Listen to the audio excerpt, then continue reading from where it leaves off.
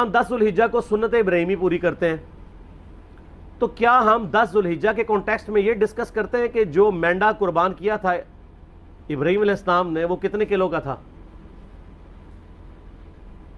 یا اس کے سینگ کتنے تھے، ان کا کلر کیا تھا، یا جب انہوں نے ذبح کیا تھا تو اس کے کتنے حصے کیے تھے، کتنی بوٹیاں بنائی تھیں، اس کو بھون کے کھایا تھا یا سٹیم روسٹ کیا تھا، یہ ڈسکس کرتے ہیں. یہ انٹرسٹ کی چیزیں ضرور، اصل چیز ہم اس تھیم کو فالو کرتے ہیں کہ ابراہیم علیہ السلام نے اللہ کے لیے قربانی دی. واقعہ کربلا اس سے ریلیٹڈ نہیں ہے کہ جی ان کے اوپر پانی بند ہو گیا، ان کے اوپر ظلم ہوا، کتنے بندے شہید ہوئے، یہ سیکنڈری چیز ہے. اصل چیز ہے کربلا ہوئی کیوں نبی علیہ السلام کی محنت کو 50 سال کے اندر اس لیول تک پہنچا دیا گیا کہ ہزاروں صحابہ زندہ ہیں اور نبی صلی اللہ علیہ وآلہ وسلم کی پوری اولاد ذبح کر دی جاتی ہے. ہم تو یہ کہہ نہیں رہے کہ کیسے ذبح کیا انہوں نے، آری چلائی تھی یا تلوار چلائی تھی، یہ تو واقعہ کربلا تو سب کو پتہ ہے، ان کی شہادت بھی سب کو پتہ ہے. جامعہ ترمذی میں حدیث ہے حسن و حسین جنتی نوجوانوں کے سردار ہیں، اور ان کی والدہ جو ہے وہ جنتی عورتوں کی سردار ہیں. اور المستدرک حاکم میں حدیث ہے حسن و حسین جنتی نوجوانوں کے سردار ہیں، اور ان کے والد ان سے بھی بہتر ہیں. تو یہ تو ڈیفینٹ حدیثیں ہیں، یہ تاریخ تو نہیں ہے، نبی علیہ السلام کے فرامین ہیں. تو ان کی موجودگی میں ان کے ساتھ یہ کچھ کیا جائے تو ہم نٹی گرٹیز میں نہیں پڑھتے، ہم اس تھیم کے اوپر کہ یہ کون سی چیز تھی جس نے خلافت راشدہ کو ملوکیت میں بدل دیا، ہم اس تھیم کے اوپر بات کرتے ہیں. ہم کہتے ہیں چھوڑ دیں، بندے ہندے چھوڑیں، الٹیمیٹلی کیا نکلا ہے، کس کی وجہ سے ہوا ہے، وہ تو احادیث کی کتابوں میں موجود ہے. ہم کب کہہ رہے ہیں خفیہ کیمرے لگا گئے جی کس نے گولی پہلا تیر کس نے چلایا، یہ وہ ہم تو بتا رہے کس کے دور حکومت میں ہوا اور ان کا اپنا کردار کیا تھا، اس کو کس طریقے سے لا کے تخت پہ بٹھایا گیا. وہ ساری کی ساری چیزیں تو سامنے ہیں، وہ تاریخ کی کتابیں نہیں ہیں، حدیث کی کتابیں ہیں. اگر آپ کہتے ہیں کہ بخاری مسلم سے ہم نے صرف رفع الیدین کی حدیثیں لینی ہیں یا ایمانیات کی حدیثیں لینی ہیں اور باقی جو بخاری اور مسلم میں آل امیہ کی بدماشیوں کو ننگا کیا گیا ہے وہ ہم نے نہیں لینی ہے، تو سر پھر آپ اپنے آپ کو کلیئر کٹ، پھر ہم آپ سے واقعہ کربلا نہیں ڈسکس کریں گے، حجیت حدیث میں بات کریں گے. آپ کو اپنے آپ کو منکرین حدیث کہنا پڑے گا. یہ آپ اسکروٹنگ کیسے کریں گے؟ اس سے بڑی بات مجھے یہ بتائیں کہ عظمت صحابہ بڑی چیز ہے یا عظمت محمد رسول اللہ صلی اللہ علیہ وآلہ وسلم؟ تو بریلوی یہی تو رونا رو رہے ہیں، وہ کہہ رہے ہیں جی قرآن میں تھوڑی آیات ہیں. آپ پھر مڑ مڑ کے پڑھتے ہیں قل انما انا بشر مثلکم، اس میں تو نبی علیہ السلام کی تنقیص ہو رہی ہے. تو ہم ان کو کیا کہتے ہیں کہ تنقیص مقصد نہیں، نعوذ باللہ، نہ ہو رہی ہے. آپ افضل البشر ہیں لیکن آپ کی سپیشیز بشر ہے، یہ ہم اپنا عقیدہ سمجھتے ہیں، وہ اس کو تنقیص شمار کرتے ہیں. تو پھر اس وقت آپ بھی بریلویوں کی بات مان کے تو یہ آیات پڑھنا چھوڑ دیا کریں نا. آپ کہتے ہیں نہیں آیات ہے کیوں نہ بیان کریں، تو ہم بھی کہتے ہیں احادیث ہیں کیوں نہ بیان کریں کہ صحیح بخاری میں حدیث ہے 2812 عمار کو ایک باغی جماعت قتل کرے گی، وہ جماعت دوزخ کی طرف بلا رہی ہوگی اور عمار ان کو اللہ اور جنت کی طرف بلا رہا ہوگا. اب اس کے نرغے میں جو جو آتا ہے وہ آئے، میں اپنے نبی سے ٹکر لے لوں آپ لوگوں کے منہ کا خیال رکھتے ہوئے کہ میں نبی علیہ السلام کو کہوں کہ آپ نے کیوں ایسی بات کر دی کہ مولا علی کے مخالفین کو آپ نے دوزخ کی طرف بلانے والی جماعت کہہ دیا. تو لیں آپ ٹکر، جائیں سیدھا دوزخ میں، اور تھوڑی جرت کریں آپ یہ کہا کریں کہ اے اللہ، اپنے لیے کہا کریں کہ اللہ تعالیٰ آپ کا حشر یزید اور یزید کے آباء و اجداد کے ساتھ کرے اور اس کی اولاد کے ساتھ. ہم کہتے ہیں کہ اللہ تعالیٰ ہمارا حشر جو ہے وہ مولا حسن حسین، مولا علی علیہ السلام اجمعین اور اہل بیت کے ساتھ کرے، آمین. اور آپ میں تو اتنی جرت نہیں آپ یہ بات بھی کر سکیں کیونکہ ان کو پتہ ہے. تو نبی علیہ السلام کی احادیث کو بیان کرنے کو یہ سمجھتے ہیں کہ جی اس سے مصیبت کھڑی ہو جائے گی، تو اپنے آپ کو منکرین حدیث ڈکلیئر کریں. پھر حجیت حدیث کا مقدمہ ڈسکس ہوگا، پھر کربلا نہیں ڈسکس ہوگی. اور یہ ٹی وی پہ بھی آ کے مولوی بیٹھے ہوتے ہیں، سنیوں کے بھی شیعوں کے بھی، مڑ مڑ کے جی وہ یزید نے یہ کر دیا. وہ یزید نے کیا کیا ہے یار؟ وہ تو سسٹم کا نمائندہ بن کے آیا جو پیچھے سے خراب تھا. یزید کو لے کے بیٹھے ہیں، یزید یزید یزید یزید. بھائی پیچھے سے معاملہ خراب ہوا ہوا. اگر نہیں یقین آتا تو یہ بخاری مسلم کی میں نے آلموسٹ 200 سے زیادہ احادیث مین سٹریم کی کتابوں سے اکثر بخاری مسلم جمع کیے پڑھیں. اور سر میں نے تو ان کو چیلنج دیا ہے یہ حدیثیں پڑھ کے نا اپنے ممبروں سے صرف ان حدیثوں کی تشریح اپنی پبلک کے سامنے کر دیں. نہیں کر سکتے تو وہ لعنت کے مستحق تو ہو رہے ہیں نا حق چھپا کے, اور قیامت الدین کے منہ پہ لگام ڈالیے. اور پھر مڑ مڑ کے کہتے ہیں نہیں جی وہ کچھ چیزیں خاص ہوتی ہیں وہ عوام الناس کے سامنے نہیں کرنی چاہیے, وہ صحابہ کرام بھی بعض کا ایسی باتیں پبلکلی نہیں کرتے تھے. میں نے اس کے اوپر بڑا ایک میرا کلپ ہے یوٹیوب پہ مولا علی سے متعلق 5 جھوٹ, تو میں نے کافی ساری چیزیں اس میں ڈسکس کی ہیں. لیکن میں یہ کہتا ہوں کہ اللہ کے بندو جو چیزیں نبی علیہ السلام نے منع کی ہیں بیان کرنے سے وہ تو ہم ڈسکس کر بھی نہیں رہے. میں نے آج تک آپ کو منافقین کے نام بتائے, آپ نے حذیفہ ابن یمان کو بتائے تھے نا آپ صلی اللہ علیہ وسلم نے, صحیح بخاری میں آتا ہے, تو میں نے آپ کو بتائے, آپ رازدار رسول تھے, وہ ختم ہوگی بات. میں نے کبھی ڈسکس کی ہے, اگرچہ میں نے صحیح مسلم کی حدیث 7035 نمبر ڈسکس کی ہے کہ نبی علیہ السلام نے فرمایا میرے صحابہ میں 12 منافق ہیں, وہ کبھی بھی جنت میں داخل نہیں ہوں گے یہاں تک کہ سوئی کے ناکے سے اونٹ نہ گزر جائے, اور ان میں سے 8 ایسے ہیں جس کی کمر پہ دوبیلا پھوڑا نکلے گا. میں نے آج تک آپ کو بتایا کہ کس کس کی کمر پہ دوبیلا پھوڑا نکلا اور اس کی موت اسی پھوڑے میں ہوئی ہے, بتایا؟ تو میں تو وہ چیزیں ڈسکس بھی نہیں کر رہا, میں وہ چیزیں ڈسکس کر رہا ہوں جو نبی علیہ السلام نے علامات النبوہ میں بتائی ہیں. یہ امام بخاری حدیث نبوت کی دلیل کے چیپٹر میں لے کے آئے ہیں, اور امام بہقی نے 3500 احادیث پر مشتمل ایک کتاب لکھی ہے دلائل النبوہ, کہ ہم نبی صلی اللہ علیہ وسلم کو نبی کیوں مانتے ہیں, اس کے اوپر. اور اس میں یہ ساری حدیثیں عمار بن یاسر کے قتل والی لے کے آئے ہیں بتانے کے لیے کہ دیکھیں ہمارے نبی علیہ السلام کی نبوت کی دلیل ہے کہ آپ نے اپنی وفات کے آلموسٹ 30 سال کے بعد ہونے والے واقعے کو پہلے ہی بتا دیا. یہ حدیثیں چھپانے والی نہیں, بیان کرنے والی ہیں, علامات النبوہ کی حدیثیں. آپ کہتے ہیں چھپائیں, اگر کوئی حدیث دنیا میں نہیں چھپائی جا سکتی نا تو وہ علامات النبوہ والی حدیث ہے, کیونکہ وہ تو نبی صلی اللہ علیہ وسلم کی نبوت کو جسٹیفائی کرتی ہے. ورنہ میرا ایک معصومانہ سوال ہے کہ نبی صلی اللہ علیہ وسلم نے یہ باتیں کر کے ان کے زوم میں نعوذ باللہ امت کو مصیبت میں ڈال دیا. آپ نے خود ہی فرمایا کہ یہ ہوگا. کیوں فرمایا آپ نے؟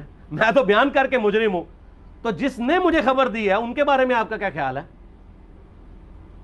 یہ مسند احمد کی حدیث یہ میں نے گھر بیٹھ کے بنائی ہے کہ میری بیوی کا کیا حال ہوگا جس پہ خوف کے کتے بھونکیں گے. تو سیدہ عائشہ سے مجھ سے زیادہ نبی علیہ السلام کو محبت تھی, لیکن آپ اللہ کے پیغمبر تھے, آپ نے اپنے گھر کی خبر بھی نہیں چھپائی, بتا دی کہ یہ ہوگا. اور اس سے بڑھ کے آپ صحیح بخاری میں دیکھیں عمار ابن یاسر کا خطبہ ہے. میں نے یہ سارا, پریشان نہیں ہونا, یہ ریسرچ پیپر میں سارا کچھ موجود ہے, اور کوئی چیز بھی ایسی نہیں جو اس میں سکپ ہو. صحیح بخاری میں خطبہ ہے کہ عمار ابن یاسر کو مولا علی نے بھیجا کوفے میں. کوفے والے نیوٹرل ہو گئے تھے کیونکہ بصرہ سے سیدہ عائشہ آ رہی تھیں, اور وہاں پہ انہوں نے کہا نہ ہم سیدہ عائشہ کا ساتھ دیں گے نہ مولا علی کا دیں گے. تو عمار ابن یاسر کو تیار کرنے کے لیے, یعنی وہاں کے جو عوام تھی اس قتال کے لیے مولا علی نے بھیجا. تو سیدنا عمار ابن یاسر نے وہاں پہ کوفے کے ممبر پہ خطبہ دیا. بخاری کے الفاظ ہیں, اوپر والی سیڑھی پہ عمار ابن یاسر نے حسن ابن علی کو بٹھایا, حالانکہ حسن ابن علی سے 4 گنا بڑی عمر تھی عمار ابن یاسر کی, 90 پلس ہو چکے ہوئے تھے, 3-4 گنا ان کی عمر تھی, لیکن اہل بیت کا احترام کیا. خود نچلی سیڑھی پہ بیٹھے. بخاری کے الفاظ ہیں کہ اے لوگو اللہ نے تمہیں آزمایا ہے, ایک طرف دنیا اور آخرت میں تمہارے نبی کی بیوی ہے سیدہ عائشہ, دنیا اور آخرت میں, یعنی عزت اپنی جگہ قائم. یہاں لوگ سمجھتے ہیں کسی کی غلطی آ گئی تو پتہ نہیں کیا ہو گیا, وہ یار اس کا مرتبہ اپنی جگہ ہے, غلطی اپنی جگہ ہے, پیغمبر نہیں ہے وہ. اور دوسری طرف علی ابن ابی طالب ہے. اللہ اب دیکھے گا تم عائشہ کی اطاعت کرتے ہو یا اللہ کی, علی کی نہیں اللہ کی. کیوں؟ یا ایھا الذین آمنوا اطیعوا اللہ و اطیعوا الرسول و اولی الامر منکم. ان کا اولو الامر مولا علی ہیں, ان کی اطاعت واجب ہے. یہ اللہ نے آزمایا ہے کہ اللہ کی اطاعت کرتے ہو یا عائشہ کی. اور آپ حیران ہوں گے یہ حدیث امام بخاری حضرت عائشہ کی فضیلت والے چیپٹر میں لے کے آئے ہیں. اگر امام بخاری مشورہ کر لیتے نا ناسبیوں سے تو انہوں نے کہا تھا سر آخری صحیح رکھو, پچھلا رہن دو, بلکہ پچھلے والا رکھو آخری والا رہن دو, کہ عائشہ دنیا اور آخرت میں. وہ حدیث گھڑنے کا میں آپ کو طریقہ بتاتا ہوں, کاٹ چھانٹ کرنے کا. وہ آدھی حدیثیں لکھتے ہیں نا, آدھی حدیث ایسے لکھتے ہیں امام بخاری کہ سیدہ عمار ابن یاسر نے خطبے کے دوران فرمایا کہ سیدہ عائشہ دنیا اور آخرت میں تمہارے نبی کی بیوی ہیں, بس. لیکن امام بخاری نے پوری حدیث لی ہے, آگے وہ بھی ڈالا ہے کہ اللہ آزما رہا ہے کہ عائشہ کی اطاعت کرتے ہو یا اللہ کی, جیسے آپ کے علماء کر رہے ہیں. صحیح مسلم کی حدیث 6488 آدھی بیان کرتے ہیں سارے مولوی, بریلوی, دیوبندی, اہل حدیث سب. میرے صحابہ کو برا مت کہو, اگر تم میں سے کسی نے احد پہاڑ کے برابر بھی سونا خیرات کر دیا اور میرے صحابہ نے ایک مد یعنی 600 گرام خیرات کی, آدھا کلو, اس کے آدھے کو بھی نہیں پہنچ سکتا, بس. حالانکہ یہ مسلم کی حدیث سٹارٹ اس سے ہوتی ہے کہ عبد الرحمن بن عوف کو خالد بن ولید نے گالیاں دی جھگڑے کے دوران, حالانکہ دونوں مسلمان تھے, دونوں صحابی تھے. آپ نے حضرت خالد بن ولید کو بلا کے ڈانٹا, فرمایا تم میرے صحابہ کو برا مت کہو. تو خالد بن ولید نے تو آگے سے نہیں کہا حضور میں بھی صحابی ہوں.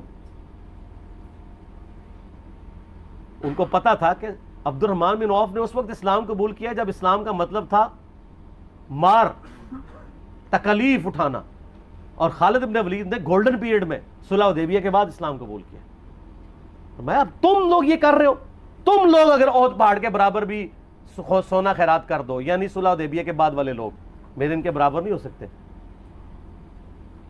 اور جو فتح مکہ پہ معافی مانگ کے مسلمان ہوئے ہیں طلقاء, مؤلفۃ القلوب, آل امیہ, ان کا تو لیول ہی کچھ نہیں ہے. یہاں تو خالد بن ولید کے بارے میں یہ بات کی جا رہی ہے. اور پھر وہ مؤلفۃ القلوب اپنے زمانے میں ممبروں پہ سب و شتم کروائیں سیدنا علی پر, تو سب سے پہلے تو ان کو کہنا چاہیے جن کے بارے میں حدیث تھی کہ تم صحابہ کو گالی مت دینا.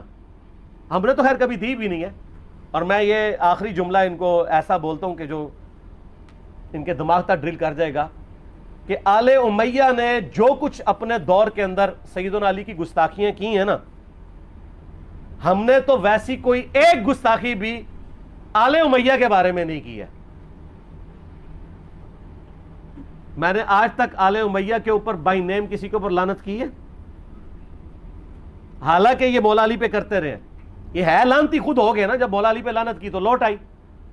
مسند ابی یعلا میں صحیح سند کے ساتھ حدیث موجود ہے, مسند احمد میں بھی موجود ہے, کہ سیدنا علی کو جس نے گالی دی اس نے رسول اللہ کو گالی دی صلی اللہ علیہ وسلم. جب ام سلمہ نے کہا تھا, شیخ زبیر صاحب نے اس کو تحکیم میں صحیح لکھا ہوا ہے فوٹ نوٹ کے اوپر, کہ لوگوں تمہارے ممبروں پر رسول اللہ کو گالیاں دی جاتی ہیں, تو انہوں نے کہا معاذ اللہ, ہم کب کہیں گے, ایسا نہیں ہو سکتا. تو ام سلمہ نے کہا تم لوگ علی اور اس سے محبت کرنے والوں پہ گالی گلوچ نہیں کرتے ہو کیا؟ جبکہ میں نبی کی بیوی کہتی ہوں کہ سب سے زیادہ رسول اللہ سے محبت, سیدنا علی سے محبت نبی صلی اللہ علیہ وآلہ وسلم کرتے تھے. لہٰذا جب یہ تم کہتے ہو نا علی پر لعنت, علی سے محبت کرنے والوں پہ لعنت, تو یہ لعنت تو تم نبی علیہ السلام تک لے کے جا رہے ہو نعوذ باللہ, کیونکہ علی سے محبت کرنے والا پہلے نمبر پہ نبی صلی اللہ علیہ وآلہ وسلم ہے. اور پھر کہتے ہیں سب کا مطلب تنقید ہے. اور نہ, پرانیاں گلاں, پرانے بابے, پرانے بزرگ, جھوٹے ہو. صحیح مسلم کھولو 6229 غدیر خم سے اگلی حدیث, لعن اللہ ابا تراب کے الفاظ ہیں, مٹی والے ابن ابی طالب پر لعنت, یہ الفاظ موجود ہیں. سب کا ترجمہ لعنت ہی ہے, تنقید نہیں ہے. اچھا پھر میرا معصومانہ سوال ہے کہ اس کا مطلب ہے صحابہ پہ تنقید کرنا اچھا کام ہے؟ کہیں گے نہیں. تو بتاؤ یہ برا کام کون کرتا تھا؟ شیعہ کا ابا کون ہے؟ رافضیوں کا ابا کون ہے؟ آل امیہ. تو لہذا شیعہ نو میں کہنا کہ تسی شیخین کے اوپر بکواس اور تبرہ کرنے کی بجائے نا, آپ لوگوں کو حقائق بتائیں کہ ٹوٹی کمند کہاں. یہ سب مجرمین آل امیہ ہے, اور یہ آل امیہ اور بنو ہاشم کی لڑائیاں نبی علیہ السلام کی بعثت سے پہلے چل رہی تھی, صدیوں سے چل رہی تھی. وہ تو پھر اللہ نے بنو ہاشم کو نبوت کے لیے چنا, تو ان کو یہ پھر جیلسی ہضم نہیں ہوئی, وہ چیز آگے چلتی رہی. خیر چھوڑ دیں, ایک تلخ ٹاپک ہے. صلاۃ بر محمد و آل محمد، اللہم صلی علی محمد و علی آل محمد۔